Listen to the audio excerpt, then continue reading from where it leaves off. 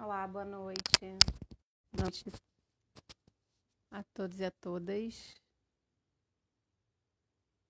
Está começando mais um INEAC ao vivo. Esperando a Gabriela Coervo entrar para a gente começar.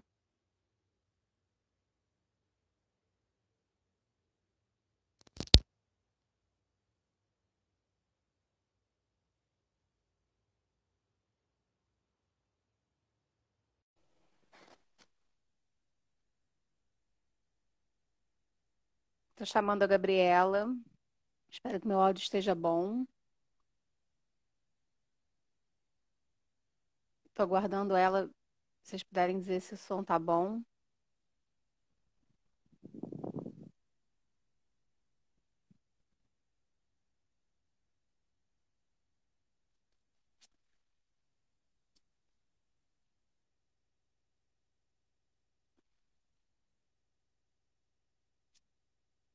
Beleza, obrigada, Uli.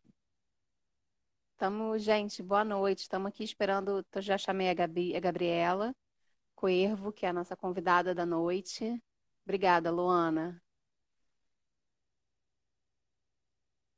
Estou esperando ela me responder aqui para a gente começar a falar um pouco do tema.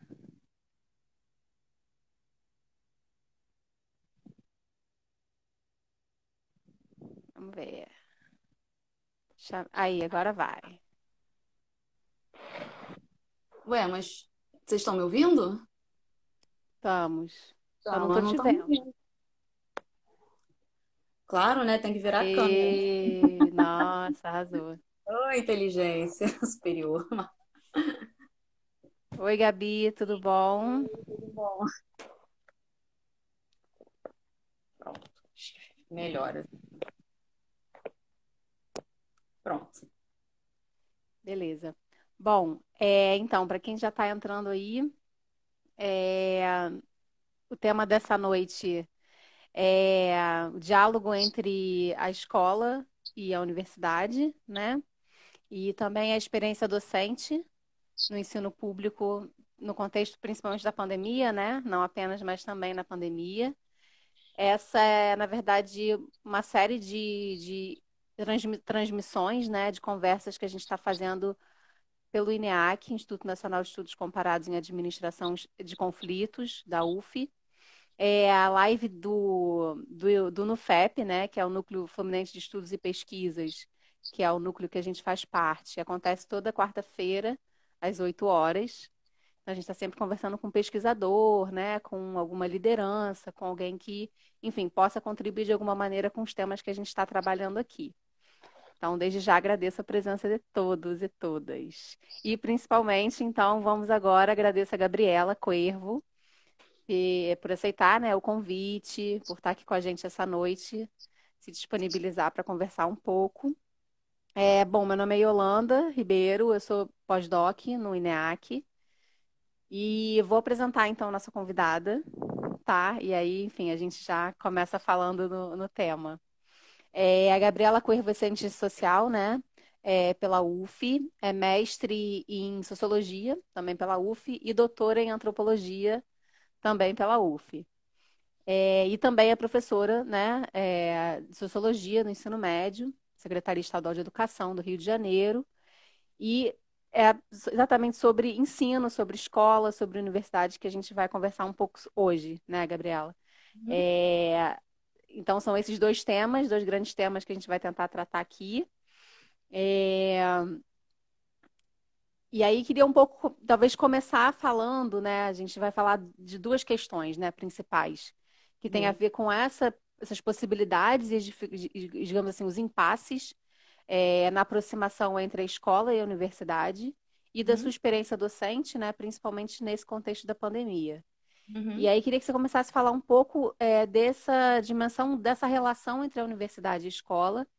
A gente teve aqui uma transmissão com a Tayane, né, que é pesquisadora e professora da UF também, sobre o tema da divulgação científica. Eu sei que você também trabalha nesse grande projeto, né? A sua pesquisa foi sobre carreiras científicas. Uhum. Então, enfim, que você pudesse começar a falar um pouco desse tema, né, para a gente começar a conversa e te agradecer muito por estar aqui com a gente hoje. Ah, eu que agradeço. Só para saber, vocês estão conseguindo me ouvir? O áudio está legal? Tá ótimo. Ótimo. Então, assim, me apresentar um pouco mais, né? Eu sou professora de Sociologia da Secretaria de Educação do Rio de Janeiro desde 2011, né? Que foi exatamente o ano que eu entrei na pós-graduação, no caso, foi o ano que eu entrei no mestrado. E, assim, até o ano passado eu nunca deixei de dar aula estudando ao mesmo tempo, né? Então, né, cada vez mais eu fui pegando mais maturidade para dar aula e eu comecei a perceber também como essa coisa foi sendo enriquecida, né, conforme eu ia avançando nas minhas pesquisas na pós-graduação. E aí, quando eu comecei, uma coisa que é interessante pontuar é que, assim, a live é sobre educação, educação pública, universidade, é legal até pontuar que é um tema, eu não sou especialista, né, minha linha não é educação pública, não é exatamente o que eu estudo, né, eu estou aqui enquanto professora de sociologia que está inserida também na pesquisa científica, né, na pesquisa feita em universidade pública, e aí, por algum acaso, né, não tão por algum acaso assim, no doutorado, eu pesquisei carreiras científicas, né, todo esse processo de classificação, de avaliação, né, pensando a partir das bolsas, vamos dizer assim, premiadoras da produtividade, e aí, né, percebendo todo esse contexto como como um circuito vamos dizer assim, de consagração. E aí algumas coisas que eu comecei a pensar muito, né, durante essa pesquisa e ao mesmo tempo dando aula, né, e até quando né, no dia da banca, que algumas pessoas da banca me questionaram como é que eu me senti fazendo essa pesquisa, e assim, eu vou falar, né, eu fui até muito sincera, né, eu falei de um jeito bem coloquial que eu me senti comendo mosca, né, por quê? Porque os meus interlocutores eram pesquisadores considerados de ponta no Rio de Janeiro, né, entrevistei pessoas com nível de bolsa de produtividade 1A, 1B do CNPq, né, desde pesquisadores das ciências naturais até os das ciências sociais e educação, e quando eles me contavam, né, todo o caminho, todo o percurso deles na academia, né, eu ficava assim, caramba, por que que eu não fiz isso antes, né? Pô, que mole que eu dei. E aí eu começava a ver que, pô, né, que maluquice, né? Eu que tô aqui né, já no doutorado, né? E muita coisa da própria academia, que são coisas assim, básicas, né? Que é você confeccionar um orçamento, né? E você concorrer a editais, né? Envolve toda uma questão de você se inserir nesse universo que ele ultrapassa muitas vezes as barreiras materiais, né? E, e aí, e às vezes essas barreiras são muito mais simbólicas. E aí eu fico pensando assim, se eu que estou no doutorado, tem muita coisa ali que eu comecei a desconstruir, que eu comecei a pensar, que eu comecei a conhecer, eu fico imaginando o cara que está no ensino médio, né, que não tem a menor noção de como funciona a pesquisa científica nas universidades e como é que eu posso trazer isso para essas pessoas, né? Como é que eu posso fazer isso?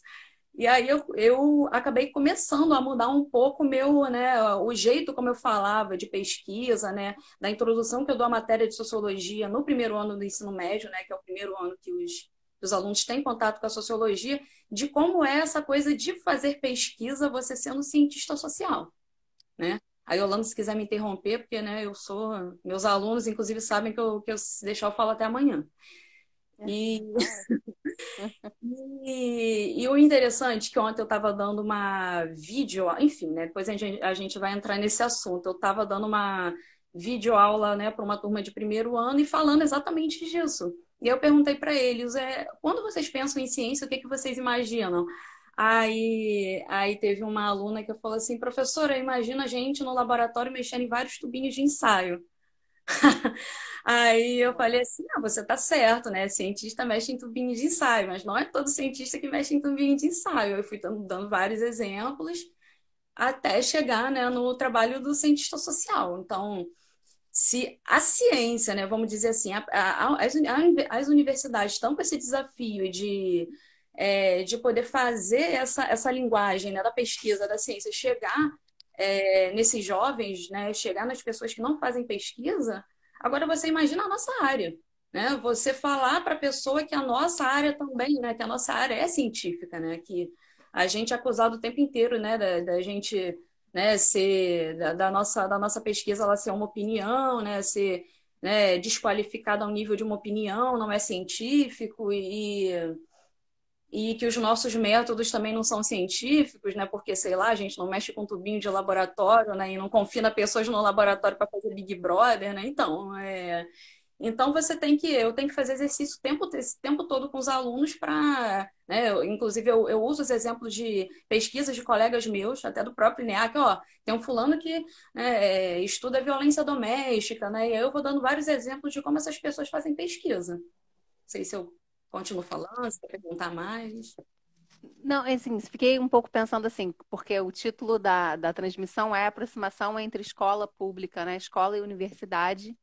E aí a gente está falando de divulgação científica, né? De ciência na escola, que eu acho importante marcar isso, né? Como no Brasil, a produção científica, ela é feita majoritariamente nas universidades públicas, Uhum. né? A gente sabe que em outros contextos nacionais isso dá de uma outra maneira, né? Você tem financiamento de empresas, mas que no Brasil a universidade pública cumpre um papel fundamental na produção do conhecimento, né? E também do conhecimento científico, né? Então, quando a gente fala de ciência, tecnologia, desenvolvimento nessa área, a gente está falando de universidade, né? Então, por isso também, quando a gente fala dessa aproximação, a gente fala também da aproximação do nível da produção científica nas escolas, né? Que é um pouco que você está chamando a atenção aqui. E aí, talvez você pudesse falar um pouco de experiências, assim, relacionadas a esses projetos. Eu sei que há um projeto no INEAC, né? Que tem esse intuito diretamente, né? De levar aproximar essa produção científica das escolas, né? E fazer também com que os alunos produzam suas pesquisas, né? Um projeto de iniciação científica. E você pudesse falar um pouco desse projeto, talvez. Uhum. Então, esse projeto, porque assim, tem alguns projetos, né, de aproximação da universidade pública com as escolas, que é uma coisa que, inclusive, a gente, principalmente alguns colegas meus da escola, né, eles tomam a frente de organizar essas excursões que levam alunos à universidade, aí eles já foram para a UF, eles já foram à FRJ, só que é aquilo, o aluno ele conhece o espaço físico da universidade, né? E aí a gente fica naquela, né, sentindo aquela coisa de que ele tem que ter contato com pesquisa com ele fazendo pesquisa, né? E aí o INEAC ganhou um edital do CNPq, que é o projeto de feira científica, né? Que no caso é um trabalho que você faz com escolas, né? Escolas particulares ou escolas públicas, e aí o INEAC ganhou financiamento desse edital do CNPq, e o Roberto Cante, né, o professor Roberto Cante de Lima, ele está coordenando esse projeto. E aí, como é que funciona, né, mais ou menos esse projeto? Na verdade, quem saberia explicar melhor é a Tayane, mas no caso, o projeto do ENEAC, né, ele está voltado, ele está atendendo, ele está em contato com 10 escolas, né? São 10 escolas públicas, teve essa preocupação também de escolher escolas públicas, né, que geralmente é um público mais diverso, né, e é um público até um pouco mais carente também, então é interessante você levar isso para esses alunos. Mas a ideia seria desenvolver, em conjunto com esses alunos, pensar quais seriam os conflitos, né, no entorno da escola, ou dentro da escola, no âmbito da escola, para os próprios alunos eles pensarem maneiras de administração desses conflitos, que no caso é o, né, é o ponto, né, o cerne do nosso Instituto de Pesquisa, né, que é o Instituto Nacional, enfim, de Administração Institucional de Conflitos. Então, a ideia é sentar com esses alunos e com parte do corpo docente da escola, né, os professores interessados, em mapear esses conflitos. Aí vai depender do contexto da escola. E aí o interessante de você escolher 10 municípios é você enxergar a diversidade, né, desses contextos. E aí, no caso, eu esqueci de comentar que eu dou aula em Magé, né? Eu dou aula no distrito de Santo Aleixo, no Colégio Estadual Joaquim Leitão, e a escola que eu dou aula, ela está participando do projeto. Infelizmente, quando a diretora assinou, o termo de compromisso, foi exatamente um dia antes das aulas serem suspensas por conta da pandemia e a gente ainda não conseguiu começar o trabalho. Então, a ideia seria se reunir com esses alunos e ouvir eles, né, sobre quais seriam os conflitos que tem no âmbito da escola, e conflito com relação à questão do entorno da escola, da questão da violência policial, né, da questão de tráfico, da questão de violência de gênero, bullying, né, com relação à questão de gênero, de racismo. Às vezes conflito entre professores e alunos, conflito, né, de alunos entre alunos, enfim, né? O que os alunos eles entendem por conflito, né? E uma coisa interessante um exercício que eu faço muito é fazer uma pergunta para os alunos, mas não assim, o que é isso? Mas quando a gente fala disso, o que que você pensa? Sei lá, eu estou falando de conflito. O que que você pensa aqui na escola? O que que pode ser um conflito? Né? E aí eles, né, logo, né, pô, né, a briga da turma, do pessoal da turma tal com a turma tal, aquelas meninas ali com aquelas meninas ali, é o rapaz ali da turma tal que sofre bullying, né, porque ele é quieto demais, ou porque, né, é homossexual, enfim, né, e a questão também, que é também muito interessante nesse projeto, é porque ele é multidisciplinar, e a ideia é que esses alunos, eles produzissem materiais midiáticos, né, produção literária, vídeos, podcast, né? O que se aproximasse do que eles sabem fazer, né? Na verdade, eles já sabem fazer e eles seriam treinados pelo pessoal de comunicação, né? Que tem os pesquisadores de comunicação nesse projeto, para a produção desses materiais midiáticos, né? Relatando do ponto de vista deles, né? O que seriam esses conflitos na escola e quais seriam maneiras de você minimizar esses conflitos, né? Administrar esses conflitos, na verdade. Porque resolver conflito a gente não resolve, né? A gente administra, então. Aí é mais ou menos isso. E o interessante também dessa aproximação, né, além do aluno ele ter contato, né, com fazer pesquisa, né, de como é fazer uma pesquisa, é você deixar o aluno fazer o negócio, né, e ele dar a cara dele naquele material. Então é como se ele estivesse fazendo aquilo na linguagem dele, né? Que eu enxergo isso como um problema que a gente tem na questão até da descrença na ciência, né? Esse abismo de comunicação que a gente tem. E, assim, não é uma culpa exatamente nossa, mas a gente, né, não, ninguém estava pensando nisso quando entrou na universidade, quando estava tudo bem, né? E, né, a ciência estava lá, intocável nas universidades, ninguém desacreditava, e agora a gente está, né, basicamente está tendo que rebolar para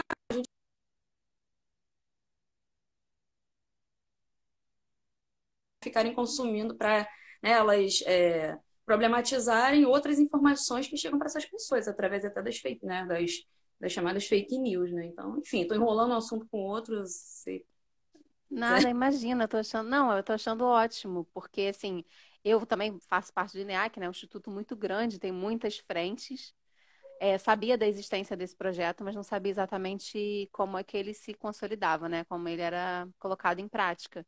E Uhum, aí poder te ouvir sobre isso, né, e poder pensar essa coisa dos alunos pesquisadores, né, e de como, na verdade, essa informação, né, ligada à produção científica também pode estar ligada ao fazer científico, né? Então, uhum, que esses alunos também sejam produtores de conhecimento, né? Achei isso bem interessante, uhum, assim, de poder entendê-los como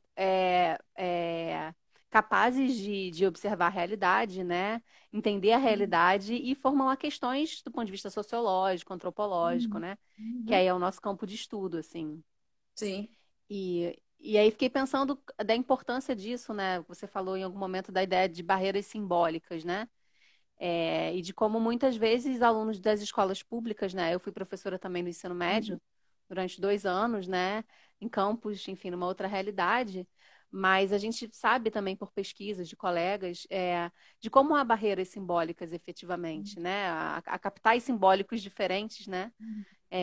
Que muitas vezes impedem esses alunos de terem uma informação, né, seja ligada a um conhecimento, seja ligada a uma informação sobre ciência, mas também como se produz ciência, né? Eu achei isso bem interessante, assim, uhum, de tornar possível que eles entendam a produção científica pelo fazer científico, né? Eu uhum. acho que é um diferencial, assim, desse projeto.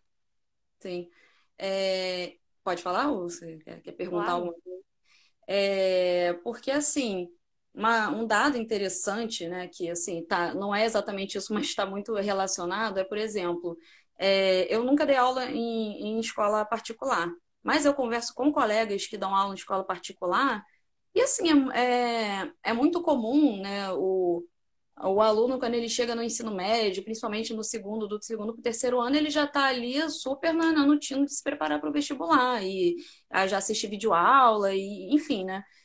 E acontece muito, às vezes, né? É aquela coisa bem de professorinha mesmo, de chegar no terceiro ano, então, gente, né? Aquela pressão, e aí? Né? O que vai ser aí, né? O que vocês querem? E aí, quando você menciona a questão quando a questão do pesquisa da universidade, a questão do Enem, do vestibular, é muito comum de você ver assim, uma galera totalmente. É, assim, parece que aquilo ali não passa na cabeça delas, parece que aquilo ali não é o universo delas. E uma coisa que é muito comum até entre os próprios professores, não digo na minha escola, mas assim, no geral, de que os alunos eles estão muito desinteressados porque eles têm mais acesso hoje, eles têm internet, eles têm tudo na mão deles, que na minha época era muito difícil, eles, né, não estão acessando as coisas porque não querem. Só que, né, pera lá. Né? Então, tem muita coisa. A questão das nossas vontades, dos nossos planos de vida, dos nossos projetos de vida, né, por si só já é uma barreira simbólica, porque ele não enxerga aquele exemplo dentro de casa, né? Ele não vê ninguém dentro de casa indo para a universidade, ele às vezes não enxerga isso no ambiente dele. Então, às vezes, ele não pensa, mas ele pensa, né? E, às vezes ele acha lá inconscientemente que aquilo ali não é projetado para ele. Então, é, como é que eu, sei lá, no fim da vida escolar do jovem, né, do cara, eu vou dizer para ele que, olha só, não, você pode ir para a universidade, né, que é assim, assim, assado. Então, assim, a gente tenta. E outro dado interessante também é que o público da escola pública estadual, e aí é importante delimitar esse recorte, quando eu estou falando de escola pública aqui, no caso, de escola estadual, porque que é um contexto diferente das escolas né, dos institutos federais, né, da Pedro II, dos institutos federais, que é o público da escola estadual, ela hoje em dia está um público mais diverso, né? Se antes ela abarcava mais alunos, vamos dizer assim, de baixa renda, agora esse público está se diversificando por quê? Porque como existe a cota do Enem, alguns alunos que concluem, alguns jovens que concluem o ensino fundamental em escola privada, eles estão migrando para a escola pública. E aí faz pelo menos uns 4 ou 5 anos, eu comecei a lidar com esse público, né? E de ter turmas mistas em que você tem uma pessoa que às vezes mora na zona rural, aqui tem zona rural, né? Enfim. E tem uma perspectiva de vida diferente, pensa em fazer outras coisas, não passa pela cabeça dele a universidade. Assim como tem pessoas ali super ligadas no rolê da universidade, que tem livros em casa, vai em museu, né? Porque ele já veio com essa bagagem, né, da família do ensino privado. Então, são realidades diferentes. O que acontece muito, inclusive, é você colocar esses alunos numa turma, né, e você colocar os alunos, né, que não tem muito essa perspectiva em outra turma, e fica aquela coisa até um pouco meio, né, acaba ficando um certo abismo. Às vezes o abismo é dentro de uma turma, mas às vezes é entre turmas. E então, assim, né, pensando que tem a barreira, né, de acesso, tudo, de você permanecer na universidade, mas muitas vezes é essa noção de que você pode fazer aquilo ali, né, e o como é fazer aquilo ali. Né? Eu falo isso porque eu dentro da graduação, tá certo que minha época era outra, né? Mas enfim, né? Eu na graduação e até no mestrado, eu confesso, tinha muita coisa ali que eu não sabia, né? Eu não fui socializada nesse universo da pesquisa, né? Eu não tinha, né, isso dentro de casa, ninguém falou isso para mim na escola. E aí entra uma outra dimensão que é a narrativa da meritocracia, né? A narrativa do correr atrás, que é partilhada por alguns colegas professores, né? E que você acaba sendo reproduzida na academia por cientistas sociais que você não vê a problematização daquilo ali, né? De que não é só uma questão de que, pô, mas tinha bolsa, mas tinha o professor ali, por que você não foi ali, conversou com o professor, não pediu uma bolsa para ele, não, né? E às vezes a pessoa ela não tá ligada. Então é toda uma série de socialização, muitas vezes de barreiras simbólicas que, né, né, que entra em jogo aí nessa questão né, desses alunos se aproximarem dessa ideia de fazer, né, de fazer faculdade, de entrar para a universidade pública e entrar na pesquisa, que já é um negócio além, né? Que uma coisa é você estar numa graduação assistindo aulas de maneira passiva e voltando para casa, outra coisa é você entrar em contato com um grupo de pesquisa, né? Tentar uma bolsa de iniciação já é uma coisa, né? Já é uma outra socialização dentro da socialização da universidade, assim. Então, essa ideia, esse projeto da Feira de Ciências, eu acho que ele, né, ele vem nesse sentido para tentar, né, diminuir um pouco esse abismo, né? Você trazer um pesquisador da universidade pública ali na escola e essa pessoa poder estar dizendo para o aluno como, né, como é que é a pesquisa, como é que ele faz pesquisa, ele poder conversar com esses alunos, ouvir esses alunos e ele também ser ouvido pelos alunos. Então, sei lá, eu acho que é uma coisa bem interessante. Pena que essa pandemia aí atrasou nossos planos. Pois é, né? Porque é isso, a gente você estava falando desse projeto, né? Enfim, o Marcos Veríssimo também, né? Que tem um laboratório de pesquisa na escola dele, né? É, e, enfim, de como então esse contexto se transforma, né? Também nesse momento, né? Isso vai também, chega na realidade dos alunos, né? A Uli tinha comentado aqui, enfim, da possibilidade do aluno saber que ele pode ser pesquisador, né? Mas também entender a carreira científica, né? A carreira de pesquisa como carreira profissional, né? Uhum, E compreender como se dá, né? Eu acho que eu falei isso já, mas como se dá, isso é muito importante, porque a pessoa pode escolher uma outra profissão, mas ela é capaz de entender e se aproximar, né? Do fazer científico, né? De como se produz um conhecimento científico, né? Que depende de um certo consenso entre pares, enfim, que demanda um tempo, né? Uma uhum, metodologia, enfim, né? Toda uma série de procedimentos, né? Que envolve um resultado, digamos assim, né? E aí você esbarra, né, que você falou das fake news, né? Dessas coisas que parece que é tudo muito simples, né? Então você toma um remédio X que não foi testado, que, enfim. E aí, se você dá capacidade, né, de informação, assim, para as pessoas entenderem como se produz, né, um conhecimento científico, também dá a capacidade de elas escolherem, talvez com mais qualidade, né? É, sim. enfim, que decisões tomar, né, da sua vida. E aí, tem até uma questão aqui da Ana, né, sobre o capital cultural, né, que a gente estava falando, ser muito diferente entre os alunos, né, nas escolhas e no acesso às Uhum, oportunidades dos estudantes. E aí, queria de repente já entrar no nosso segundo assunto, né, que tem a ver com a sua experiência docente. Então, sempre uhum, nessa aproximação, né, entre a universidade, você é uma pesquisadora e também professora, né? E uma coisa que eu acho interessante desse projeto é que são professores pesquisadores, né? uhum, E também do ensino ser também uma forma de pesquisa, né? Porque você, na sua tese, enfim, trabalhou muito bem isso, né? Ou seja, só dar aula, né? Só pesquisa, ou seja, uma coisa não tá ligada à outra, tá, né? No final das contas, você tá na sua prática, você mostra isso, né? E aí, pensando nessas diferentes capitais culturais, nessas barreiras simbólicas do que os alunos, né, da escola pública acabam tendo em relação às particulares, ou entre eles, né? Você falou dessa diversidade dos alunos dentro de uma mesma sala de aula. É, talvez você pudesse falar um pouco, então, como que, enfim, tinha um projeto da Feira de Ciências, né? Havia todo você mesmo na sua prática docente, né? Buscava, enfim, aproximá-los da pesquisa científica na área das ciências sociais. E aí, uhum, de repente, a gente tem uma pandemia, né? Nesse nível. E aí, enfim, tudo muda, né? Sabe-se lá se tudo muda. Mas, enfim, o que mudou, né, na sua prática docente, contar um pouco pra gente, porque a gente também não sabe, né? Muitos de nós não sabemos, assim, como que está a realidade do ensino público, no caso da Secretaria Estadual de uhum. Educação no Rio, né? Da sua realidade em Magé, em Santo Aleixo, enfim. Se você pudesse falar um pouco pra gente disso também. Só disso, né? Só isso. Então, eu até anotei aqui algumas datas, mas eu acho que não vem muito ao caso. Então,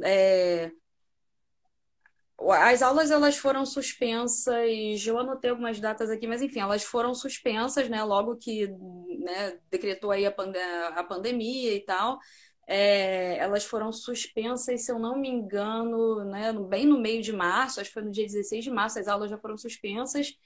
E aí a gente teve aí 2 semanas de recesso, né? Esse recesso aí foi antecipado, no caso, o recesso que deveria ser em julho. E aí, depois dessas 2 semanas já estava sendo colocado para a gente que a gente ia começar a dar aula através de uma plataforma online, né? E aí o secretário de Educação, né, se comunica, né, inclusive através de lives de Facebook, dizendo que a Secretaria do Estado fez uma parceria com o Google, 17 de março. Obrigada, Michele. Fez uma parceria com o Google, Michele é minha colega, do Jaque Leitão, fez uma parceria com o Google para os alunos acessarem uma sala de aula online, que no caso é o Google Classroom. E aí a gente ficou uma semana de ambientação, né, para os professores aprenderem a usar a plataforma. É óbvio que muita gente não aprendeu, inclusive, né, nos primeiros dias de aula foi um pandemônio, né, não foi uma pandemia, foi um pandemônio. E aí, enfim, foi uma semana e a gente recebeu um login, uma senha, a gente se cadastrou para ter essa conta institucional, para a gente poder acessar essa sala de aula e os recursos, né, do Google, o tal do Google, do G Suite, né? E aí, uma semana depois, já começou as aulas. E a gente, né? E até então a gente não teve capacitação, não teve treinamento. E aí a gente, assim, é aquilo, para o professor, né? Muitas vezes mais jovem, que tem uma familiaridade com tecnologia, com rede social, a plataforma ela é intuitiva. Quem usa o Google não teve muita dificuldade.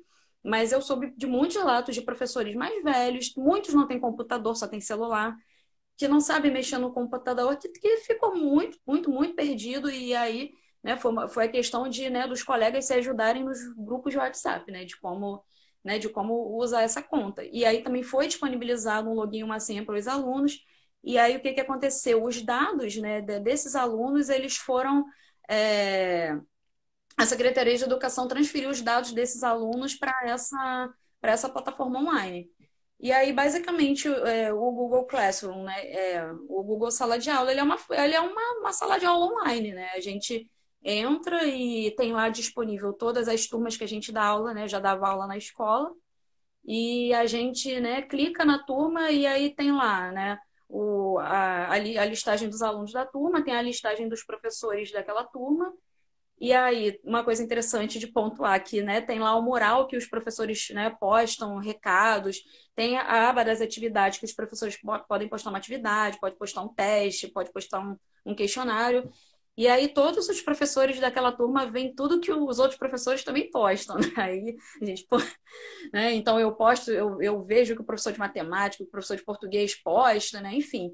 E aí a gente, né, o pessoal da escola, né, tiveram que se organizar, né, através de grupos de WhatsApp, de videoconferência, para definir horários, né, para não ficar aquela bagunça, né, do professor postar aquilo em qualquer horário e aí postar, né, para ninguém ficar postando coisa de madrugada ou não postar, né, um junto do outro. E aí, assim, parte da organização, na verdade, toda a organização, ela foi sendo feita, né, pelas próprias escolas. E aí os alunos começaram a estudar. No início teve assim, teve uma recepção até interessante. Alguns alunos estavam bem curiosos, entraram na plataforma, ficaram perguntando, né? E não deu 2 semanas já para começar a cair a participação. E aí eu não sei qual direção você quer que eu fale exatamente, mas assim, tem várias questões envolvidas. Primeiro, é, eu peguei uns dados aqui da Serrana 1. A Serrana 1 é a nossa regional, né? A nossa regional que envolve o município, se não me engano, de Magé, Teresópolis, Petrópolis, São José do Vale do Rio Preto, Guapimirim, enfim, né? Que tem uma realidade muito diversa, né? Eu estava até vendo aqui, por exemplo, que tem escola que tem 5% de alunos acessando a plataforma e tem escola que tem 70%. E é interessante ver que essas escolas que têm mais alunos acessando são escolas pequenas, né? E aí, eu falei, eu não sou especialista, né? É uma coisa que está acontecendo agora, não tem coisas que não tem muito como, né, a gente. Mas eu imagino que talvez, né, pelo fato de ser pequena, ele tenha uma comunicação um pouco, né, melhor, não sei. Mas o caso a realidade da minha escola né, difere até com uma turma com relação à outra, né? Tem uma turma de terceiro ano que 30% da turma acessa e tem turma de terceiro ano que um aluno acessa, né?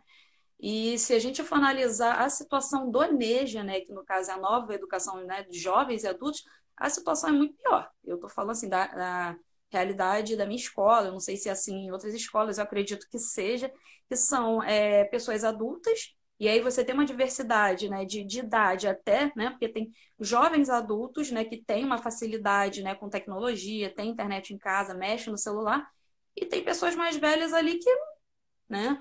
Então, assim, esbarra na questão tecnológica. Tem gente que não tem internet em casa, tem gente que tem, mas é pacote de dados. Então, muitas vezes não suporta uma chamada por vídeo, né?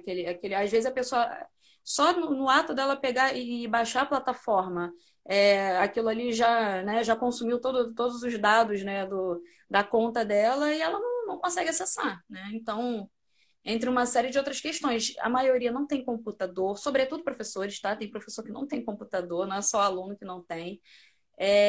Tem aluno que tem celular que não tem mais memória, né, para baixar aplicativo, para ficar baixando arquivos. E aí é uma coisa que eles reclamam muito.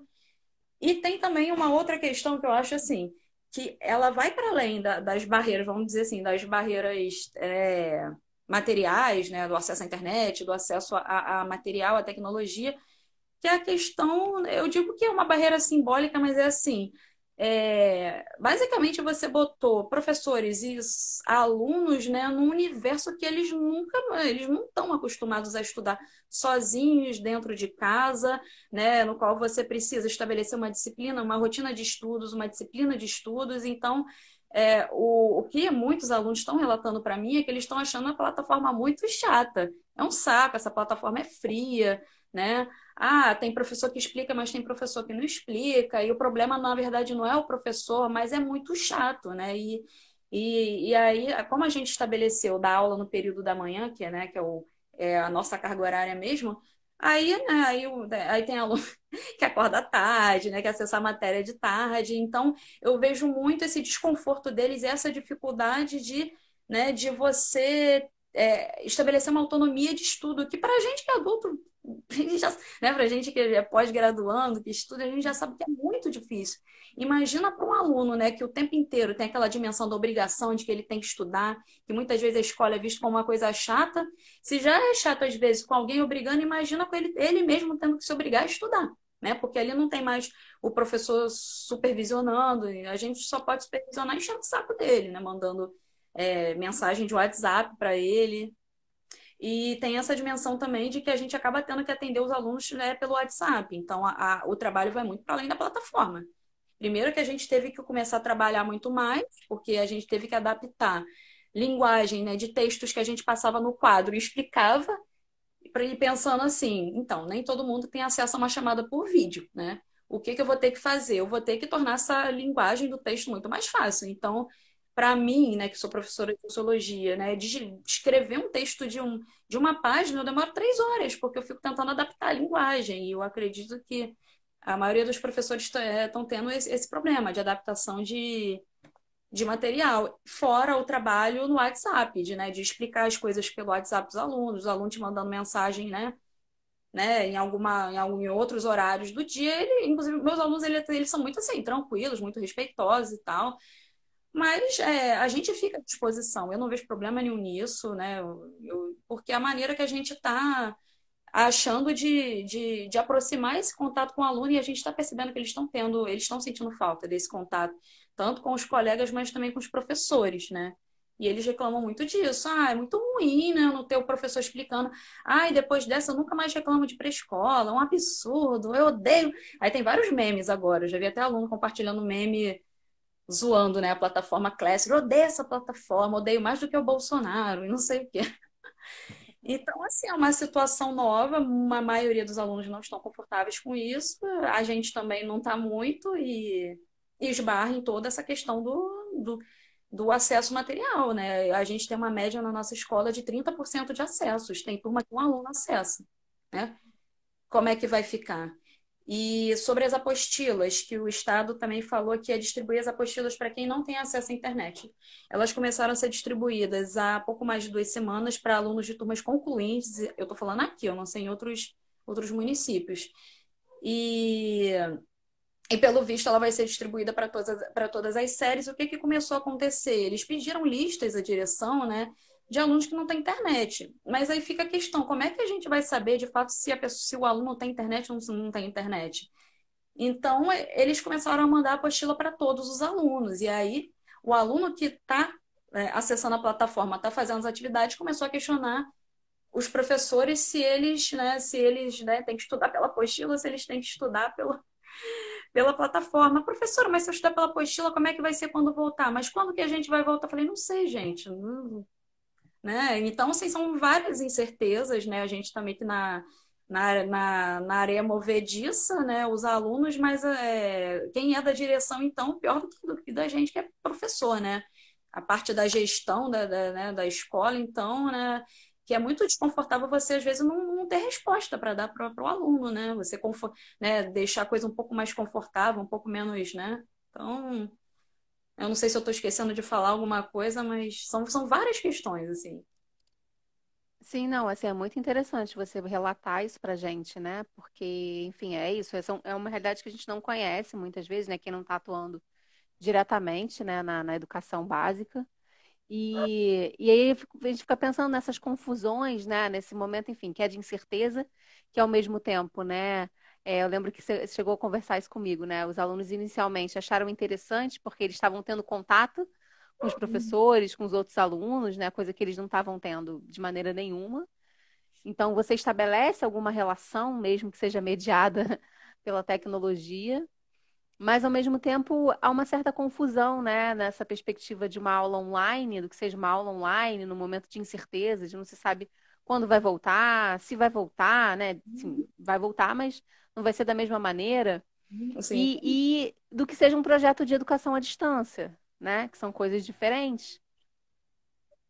E aí fica uma confusão, porque o projeto de educação à distância exige, né, toda uma estratégia assim, de ensino, uma disponibilidade do aluno, né, em aprender, enfim, se dedicar, que não é exatamente o que está acontecendo, né? É uma outra maneira de lidar que não tem a ver com ensino à distância, né? É, eu tem não a ver sei, com maneiras, né? Fala. não sei se você chegou a ver uma matéria dizendo que 90%, né, eles fizeram uma amostragem, fizeram uma pesquisa que 90% dos professores de ensino básico nunca tiveram experiência com ensino à distância. Então, Pois então assim, é. tem essa questão de não ser né, não ser uma coisa desenvolvida para ensino à distância. Então, a gente está falando de profissionais que não têm experiência com ensino à distância.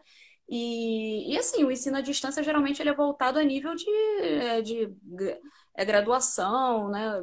Pelo menos assim, eu ainda não vi ensino básico sendo feito à distância. Estão querendo implantar isso, é uma outra questão que, enfim, eu acho que eu não tenho muita propriedade para comentar sobre isso, mas então, assim, requer uma maturidade, que na maioria das vezes o aluno, né, o adolescente, o jovem, e o pior ainda, né, o estudante de ensino fundamental, porque a minha experiência com adolescente é que você ainda consegue conversar com ele já tem por mais que ele, né, tenha, seja assim, tem algumas imaturidades, ele entende o que você está falando, você consegue conversar, né, de igual para. Agora, imagina, sei lá, ensino fundamental, né? Primeiro segmento de ensino fundamental, porque está tendo, estudando através de plataforma online. Assim. Então, o que está acontecendo, que é até uma coisa importante de se colocar, é o trabalho de tutoria da família, dos pais, né?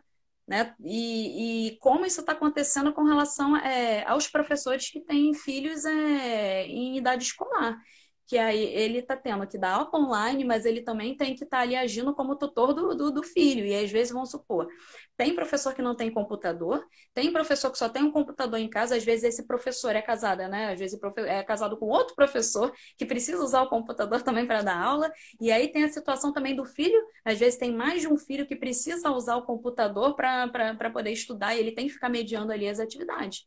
Porque por mais que o professor, a professora se esforce em ajudar o aluno o máximo que ele pode, nunca é o suficiente, né?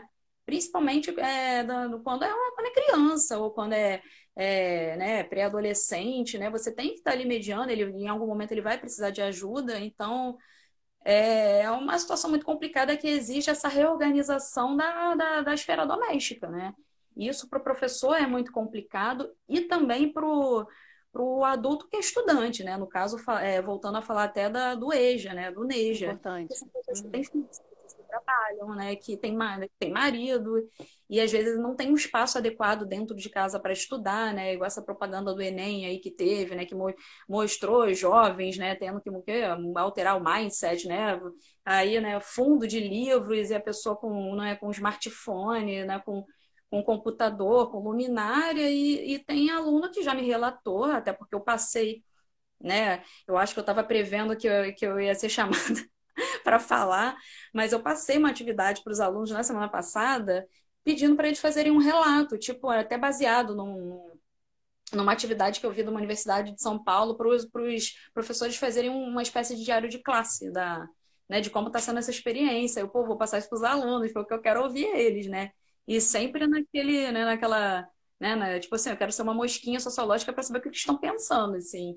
E aí, pô, teve aluno que escreveu, tipo, 3 linhas, mas teve aluno que me escreveu 30 linhas, reclamando pra caramba, pô, que não sei o quê, que aí, né? E aí eu tenho 3 irmãos aqui, e mora não sei quantas pessoas na minha casa, e às vezes eu tenho que ir para fora porque tá todo mundo gritando, não sei o quê. Né? Então, é isso, são realidades muito diversas até dentro da própria escola que eu dou aula. Então, né? São É, várias e uma questões. coisa, e uma coisa, até alguém falou da EAD, né, desse modelo da EAD, que eu acho que é importante dizer, assim, que a EAD não substitui, né, a escola, não é essa a proposta, Bom, o ensino básico é isso, você falou que não é pesquisadora da área de educação, assim, você é professora, né, como eu sou pesquisadora e professora, mas a EAD não é uma substituição, né, da sala de aula, né, e aí, enfim, Aline, né, traz essa questão, né, de que gera legitima um certo discurso da substituição do professor, né? Mas aí o que você está relatando, na verdade, é que o que os alunos sentem falta é do contato direto com o professor, é do contato do espaço de socialização da escola, né? Então, no fundo, esse momento está mostrando para a gente da importância, né, da escola como um espaço de aprendizado, enfim, de troca, né? E dizer que é isso, a EAD não é uma substituição, né, do ensino presencial, em estrito senso, né?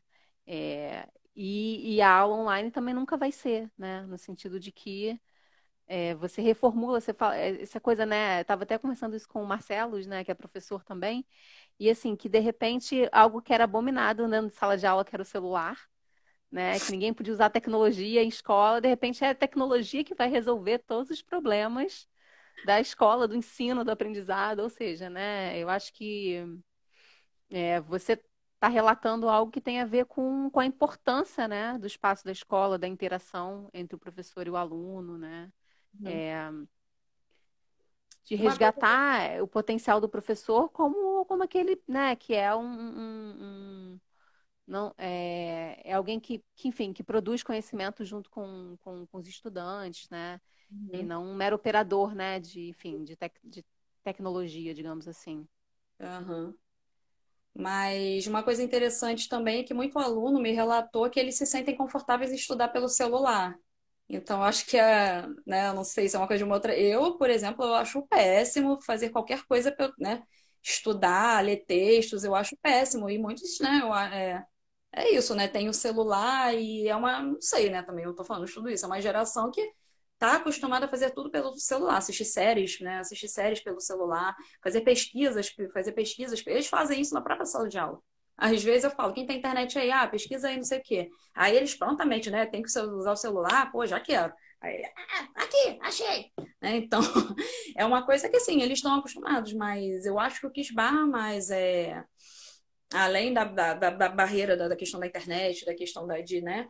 Eu estou falando assim, da realidade do aluno que está acessando, né? Tem aqueles alunos que não estão acessando. Então, é, acontece aquela dúvida também dele não estar acessando, porque na verdade ele está esperando a apostila, né? Eu tive esses relatos, eles estão esperando a apostila porque eles preferem estudar pela apostila, mas também tem o relato, né, dos próprios alunos de como está sendo isso. Ah, ok, estou estudando pelo celular, mas o problema é que o problema principal, na verdade, eu acho que é essa questão mesmo de estar ali sozinho. Ele tem que fazer a coisa sozinho, por mais que tenha o professor ali do outro lado se disponibilizando, a atender pelo WhatsApp, até por outros meios. No fim das contas, é ele com ele mesmo, né? Ele tem que estabelecer um horário para ele ir lá fazer as atividades dele, né? Porque a gente tem o nosso horário de aula, mas a maioria, né? Mas a gente deixa as atividades para eles poderem fazer até um determinado prazo, então é aquilo, é a construção de uma disciplina, né? De uma autonomia, de um protagonismo que é uma coisa que eles estão tendo que começar a trabalhar, né? Então, e essa coisa da EAD, né, não foi ainda pensada para nível de ensino básico. Então, para o aluno que é de ensino fundamental, eu acredito que deva ser muito mais complicado, assim. Vi que tem uma pergunta aí, mas enfim. Para o aluno, a Aline falou da questão do EAD na educação básica, né? Que é exatamente uma situação muito propícia aos oportunistas que se Sim, embasam em ideologias que dispensam a escola como instituição própria, né? é Para o que eu não tenho ensino e o conseguido. professor como inútil. Mas eu achei interessante isso, né? Que eu acho que talvez, né? Enfim, é o momento da incerteza, né? Mas que talvez seja um momento exatamente de fortalecer, né? O papel do professor, né? Enfim, essa relação professor-aluno. Uhum. É, e aí você fala, né, das dificuldades que os professores têm. Isso também é importante de se dizer, né? Mas Uhum. fala. Uma coisa interessante também, agora que ela está falando aqui é que no início eu não estava dando aula pelo Google Meet, né? O Google Meet é uma plataforma de reunião. Você pode fazer uma reunião com até 250 pessoas. E eu estou usando, e aí, na verdade, o Google, se eu não me engano, o Google Meet ele estava disponível só para contas institucionais, contas corporativas, e parece que agora a Google disponibilizou essa ferramenta, né, esse aplicativo para qualquer pessoa que tenha conta no Google, né, por conta da pandemia. E eu não usava, nunca tinha usado, eu não conversava por videoconferência. Aí eu comecei postando atividade, tentando explicar o máximo possível na plataforma e conversando pelo WhatsApp. Até que eu vi alguns colegas que estavam começando a usar o Google Meet e eu falei, não, vou tentar. E aí eu comecei a usar e teve uma hora que eu parei, né? Quase todas as turmas e perguntei assim, gente, então, vocês acham melhor ter aula pelo Google Meet ou vocês preferem que eu passe a atividade lá, explique por lá mesmo? Porque às vezes às vezes eles preferem não assistir videoaula, acha chato assistir videoaula, então eles não, professor, a gente prefere que tenha videoaula sim, porque a gente entende melhor, é legal, eu gosto da aula. Eu falei, então tudo bem, mas né, vocês podem ser sinceros. Eu tô nessa e eu comecei a reparar que algumas turmas que participavam pouco, depois que eu comecei a dar aulas por videoaula, aquele aluno que estava sumido, que não fazia nenhuma atividade, começou a aparecer na videoaula. Então, né, para falar essa coisa da importância, né, por mais que eles não falem, né, apesar de alguns terem falado nos relatos que eu pedi, desse contato com o professor, tanto do contato, mais de que, né, ele está ali detalhando tudo que ele passou ali na atividade, eles poderem fazer perguntas também, né, que é. E aí você Então, tem, agora que eu vi que tem eles não, tem alguns, né? uma pergunta aqui que tem a ver com o que você está falando, do Marcelos mesmo, né? Falando que se você acha que nessa lógica online, a relação entre professores e alunos parece ser mais próximo ou amplia o distanciamento entre eles, acho que entre os professores e alunos. A gente tem a ver um pouco com isso, né? Você acha que essa lógica está ampliando, é, aproximando ou distanciando os professores e os alunos? Se você tem uma resposta para isso também, né? Boa pergunta, Marcelo, porque é um negócio que eu tô pensando agora, que por um lado eles parece que eles começaram a valorizar esse contato, tanto com o colega, tanto com os colegas também, porque tem, né? Mas também com o professor. Então, por um lado, sim, né? Valorizou esse, né? Desculpa, aproximou esse contato, né? Parece que é aquilo, né? Você não. Ir para a escola, pegar ônibus para ir para a escola, né? E agora que não tem, pô, tendo que fazer isso aqui sozinho, né? Eu tenho que definir o horário que eu tenho que estudar, não ter aquela, né? Não ter aquela pessoa ali cobrando, não ter aquele professor disponível para responder. E o contato também, né, em outras esferas, de conversar, né, com o professor, né, a questão do abraço, a questão daquele professor, às vezes, ele está atuando como conselheiro, né, na escola que eu trabalho.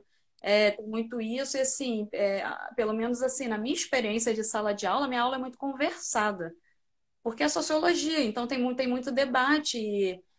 E assim, eu que, até para mim, eu comecei a sentir muita falta, porque, né, pô, no meio de uma pandemia, uma porrada de coisa maneira para debater, pô, como assim? Não tem como debater.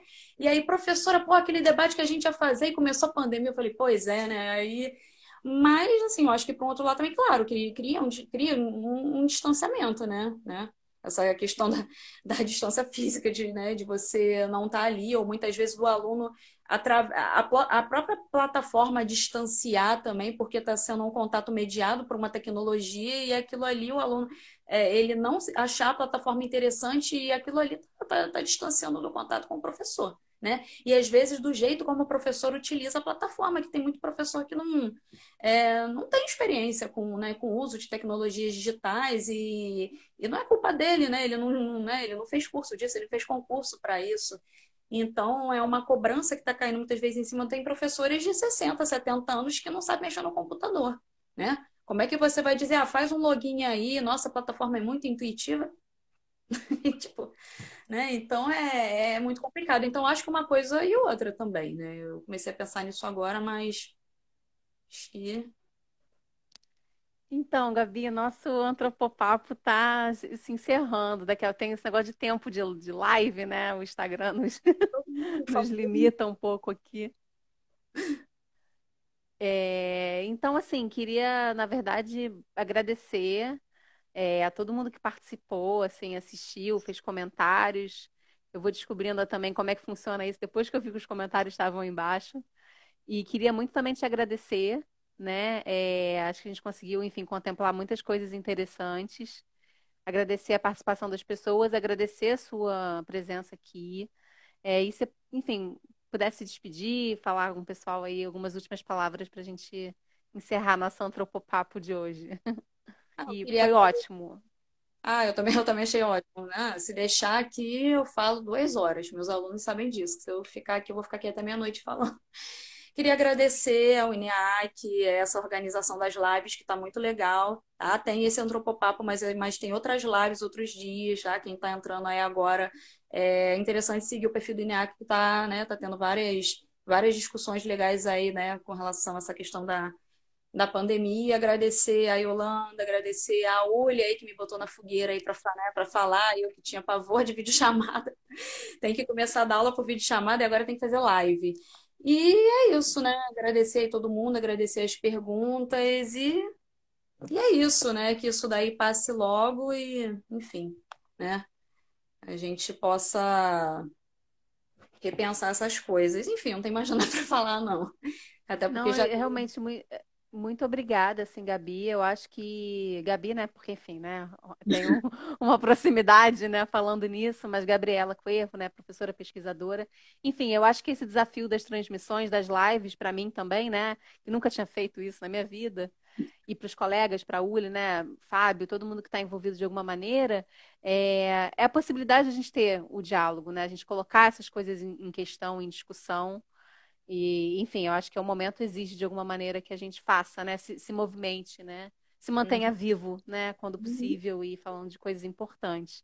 Então, é, muito obrigada, boa sorte aí no andamento das aulas online, né? Que a gente possa continuar conversando, que, enfim, o diálogo entre a universidade e a escola, né? Possa contribuir, inclusive, né? A gente tem o tecnólogo em segurança pública, que é um curso de ensino à distância, né? Projetado dessa forma. Enfim, que a gente possa trocar muito ainda, tá? Tá bom. Obrigado, Tayo. Nada, imagina. Obrigada a você. Obrigada a todos, gente, por nos acompanhar aqui. Quarta-feira que vem a gente está aqui às 8 horas para mais um Antropopapo. Beijo. Beijo para todos. Fiquem bem.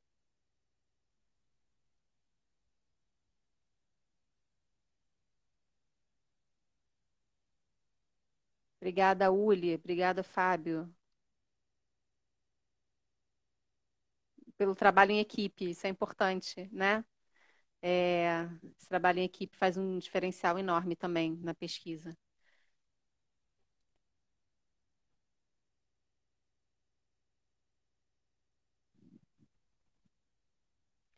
Eu tenho 19 segundos, eu vou esperar terminar porque eu consigo salvar como vídeo, tá? Só para Gabriela já foi, mas só para a gente ter salvo. Essa live vai ficar salva no canal do YouTube, tá? Do INEAC, isso é importante dizer. Quem quiser assistir de novo, quem